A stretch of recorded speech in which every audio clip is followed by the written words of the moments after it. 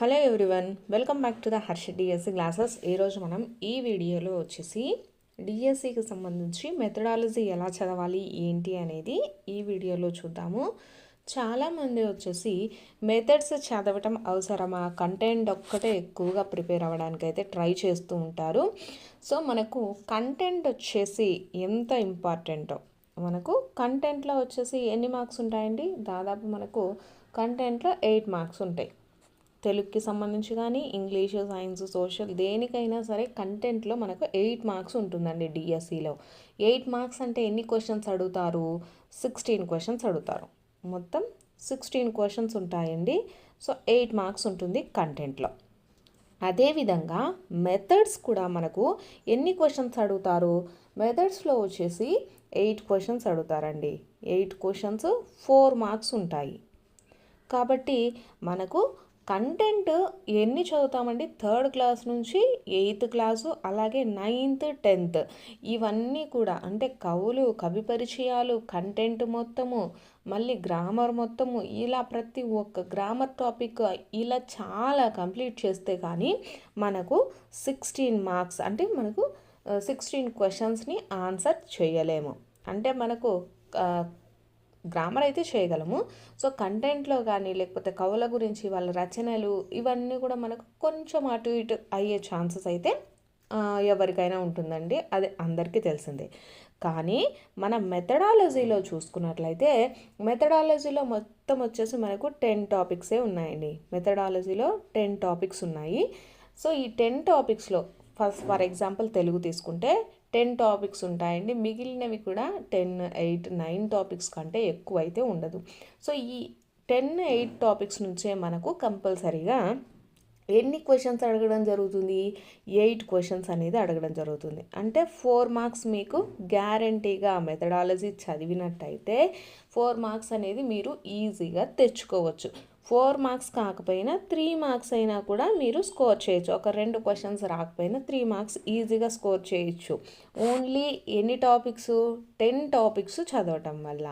మీరు కంటెంట్ చూసుకుంటే ఎన్ని టాపిక్స్ ఉంటాయి? మీరే ఒకసారి అయితే ఆలోచన చేయండి. కంటెంట్లో మీరు అన్ని టాపిక్స్ చదివి కూడా మీకు ఎన్ని మార్క్స్? 8 మార్క్సే. కంటెంట్లో ఇన్ని చదివినా కూడా మనకి ఎన్ని వస్తాయి? 8 మార్క్స్ మాత్రమే వస్తాయన్నమాట. దీంట్లో భాగంగా చూసుకుంటే మెథడ్స్ కూడా మనకు చాలా ఇంపార్టెంట్ అండి. ప్రతి ఒక్క సబ్జెక్టులో కూడా మెథడ్సే కదా అని నెగ్లెక్ట్ అయితే చేయకండి. మెథడ్స్లో వచ్చేసి మీరు కొంచెం టైం కేటాయించి చేసినట్లయితే కంపల్సరీగా ఫుల్ మార్క్స్ స్కోర్ అయితే చేసుకోవచ్చు. ఇలా మొత్తం అన్ని మెథడ్స్లో చూసుకున్నట్లయితే దాదాపు మనకు 24 మార్క్స్ అనేటివి ఉంటాయండి మెథడాలజీలో. ప్రతి ఒక్క సబ్జెక్ట్లో చూసుకున్నా మీకు 24 మార్క్స్ తెచ్చుకునే ఛాన్సెస్ అయితే ఉంటుంది. కాబట్టి ప్రతి ఒక్కరు కూడా చాలామంది ఏంటంటే మెథడ్స్ ఎందుకు మేడం, కంటెంట్ చెప్పండి, కంటెంట్లో ప్రాక్టీస్ బిట్స్ చేయండి అనేసి అడుగుతూ ఉన్నారు. సో కంటెంట్ వచ్చేసి మనకి ఎంత ఇంపార్టెంటో మెథడ్స్ కూడా అంతే ఇంపార్టెంట్ అండి. ఎందుకంటే తక్కువ టాపిక్స్ ఉంటాయి మెథడ్స్లో. ఏంటంటే మనకు తక్కువ టాపిక్స్ ఉంటాయి, మనకు ఎక్కువగా మార్క్స్ అనేది స్కోర్ చేయడానికి కూడా ఉంటుంది. కంటెంట్ మనము అన్ని బుక్స్ వేసుకొని ముందేసుకొని ఎన్ని బుక్స్ చదవాలండి? వాటిల్లో అన్ని బుక్స్ చదివినా కూడా కంటెంట్లో ఫుల్ మార్క్స్ వస్తాయా? రావు. కానీ ఈ మెథడ్స్లో వచ్చేసి మనకు 1 or 2 మార్క్స్ పైన 3 మార్క్స్ కూడా ఈజీగా గెయిన్ చేసుకోవచ్చు మీరు ఒక టాపిక్ మిస్ చేసినా కూడా. కాబట్టి ప్రతి ఒక్కరూ కంటెంట్ కూడా చదవండి. మనకు టెట్ ఎగ్జామ్ కాదు కదా, డిఎస్సిలో మనకు జాబ్ వచ్చే విధంగా కంపల్సరీ ఇప్పుడు ఈ నోటిఫికేషన్లో మనకు జాబ్ రావాల్సిందే అనుకుంటే ప్రతి ఒక్కరూ కంటెంట్తో పాటు మెథడ్స్ కూడా కంపల్సరీ కంప్లీట్ చేసుకోండి. ఇప్పుడు మనకి ఇంకా నోటిఫికేషన్కి టైం ఉంది కాబట్టి ఎవరైనా సరే మెథడ్స్ ఇప్పటి వరకు చదవని వాళ్ళు మెథడ్స్ అయితే చదవండి. మీకు అర్థమైంది కదా, కంటెంట్ మనకు ఎంత ఇంపార్టెన్స్ ఇస్తున్నామో మెథడ్స్ కూడా అంతే ఇంపార్టెన్స్ ఇవ్వండి. మెథడ్స్లో మనకు 10 టాపిక్సే ఉంటాయండి. 10 టాపిక్సే మీరు ఒకసారి మళ్ళీ చెక్ చేసుకొని 10 టాపిక్స్ 4 మార్క్స్ అండి. 8 క్వశ్చన్స్ ఇస్తారు డిఎస్సిలో. సో మనకు 4 మార్క్స్ ఈజీగా గెయిన్ చేసుకోవచ్చు. తక్కువ కంటెంట్, అలాగే మనం తక్కువ సమయంలోనే మనకు కంటెంట్ అనేది కంప్లీట్ అయిపోతుందండి మనకు మెథడ్స్కి సంబంధించి. కాబట్టి ఎవరైతే మెథడ్స్ అనేసి మెథడ్స్ చాలామంది వచ్చేసి నెగ్లెక్ట్ అయితే చేస్తున్నారు. మెథడాలజీకి సంబంధించి కంపల్సరీ అయితే చదవండి. సో మెథడాలజీ చదవటం అవసరమా అనేసి చాలామంది కొంతమంది అయితే నాకు వీడియోస్ కింద మెసేజ్ పెడుతున్నారు. చదవాలండి కంపల్సరీగా, ఎందుకంటే మనకు డిఎస్సిలో హాఫ్ మార్క్ కూడా కౌంట్ అవుతుంది కాబట్టి కంపల్సరీగా చదవాల్సి ఉంటుంది. మీరేదో పెద్ద అంటే ఎక్కువ టాపిక్స్ ఉంటాయని అయితే కష్టపడద్దు. మనకు ఒక టెక్స్ట్ బుక్ మాదిరి, అంటే ఒక 6th క్లాస్ కానీ 7th క్లాస్ ఒక టెక్స్ట్ బుక్ చదివేంతలోపే మనకు మెథడ్స్ మొత్తం కంప్లీట్ అయిపోతుందండి. కాబట్టి కొంచెం టైంని కేటాయించి మెథడ్స్ కూడా కంప్లీట్ చేసుకోండి. మెథడ్స్ మనకు చాలా చాలా ఇంపార్టెంట్ అండి. మనకు హాఫ్ మార్క్ కూడా డిఎస్సిలో ఇంపార్టెంట్. ఈ డిఎస్సి పోస్టులు వచ్చినంతగా మనకు నెక్స్ట్ డిఎస్సి వేసినా కూడా ఇన్ని పోస్టులు రావండి.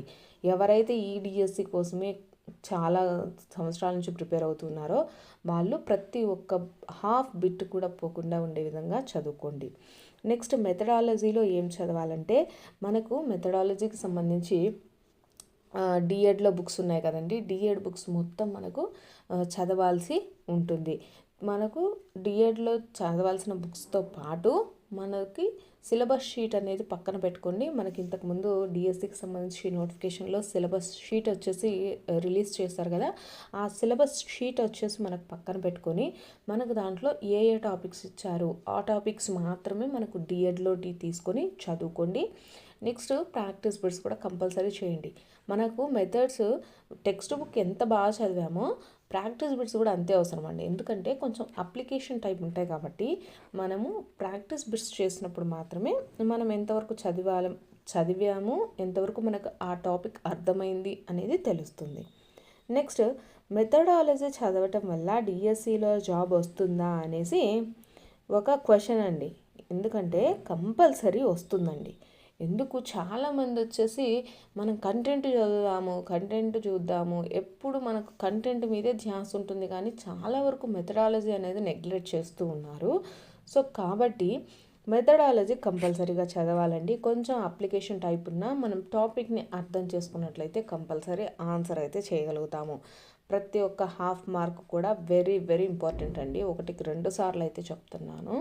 కాబట్టి ఈ డిఎస్సిలో కంపల్సరీగా ఈ నోటిఫికేషన్లో జాబ్ రావాల్సిందే నాకు అన్న వాళ్ళు కంపల్సరీగా మెథడ్స్ కూడా చదవండి. అలాగే మన ఛానల్లో ప్రీవియస్గా జరిగినటువంటి మెథడ్స్ ఎలా అడుగుతున్నారు క్వశ్చన్స్ అని కూడా నేను వీడియోస్ అప్లోడ్ చేస్తాను. సో వాటిని బట్టి మీరు సిలబస్ షీట్ అనేది పక్కన పెట్టుకోండి. సిలబస్ షీట్ పక్కన పెట్టుకొని మనకు డిఎడ్లో ఉండేటటువంటి ఫస్ట్ ఇయర్ సెకండ్ ఇయర్ బుక్స్లో ఉండేటటువంటి మొత్తం మెథడాలజీని అయితే కవర్ అయితే చేయండి. సో దీనివల్ల డిఎస్సిలో జాబ్ అనేది కంపల్సరీగా వస్తుందండి. ప్రతి ఒక్క టాపిక్ని కూడా చూసుకోండి. కంటెంట్ ఏం చదవాలో నేను ఆల్రెడీ చెప్పాను. సో ఇప్పుడు మెథడ్స్ ఏం చదవాలి అనేసి కూడా చేశాను.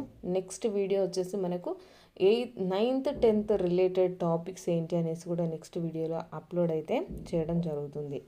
సో మన ఛానల్లో వచ్చేసి ఎవరైనా డిఎస్సికి ప్రిపేర్ అవుతున్నా, లేకపోతే మామూలుగా జనరల్ నాలెడ్జ్ క్వశ్చన్స్ కానీ ప్రతి ఒక్కదానికి సంబంధించినటువంటి వీడియోస్ అయితే మన ఛానల్లో ఉన్నాయండి. కంటెంట్కి సంబంధించి అలాగే మెథడ్స్, నెక్స్ట్ వచ్చేసి ట్రై మెథడాలజీ కూడా కంపల్సరీగా అప్లోడ్ అయితే చేస్తాను. సో వీడియో చూస్తున్న వాళ్ళు మీకు వీడియో నచ్చినట్లయితే తప్పకుండా లైక్ చేసి సబ్స్క్రైబ్ అయితే చేసుకోండి.